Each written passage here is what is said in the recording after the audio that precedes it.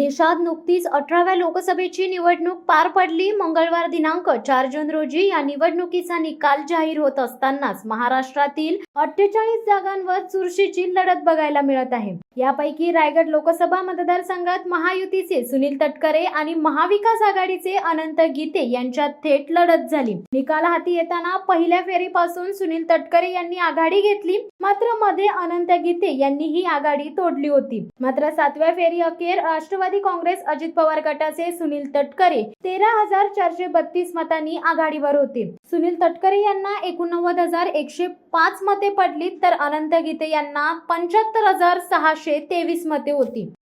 शिवसत्ता टाइम्ससाठी धनंजय कवटेकर, अलिबाग। दे धडक बेधडक वृत्त देणाऱ्या आपल्या शिवसत्ता टाइम्स न्यूज चॅनलला लाल बटन दाबून सबस्क्राईब करा आणि बेल आयकॉनला क्लिक करायला विसरू नका।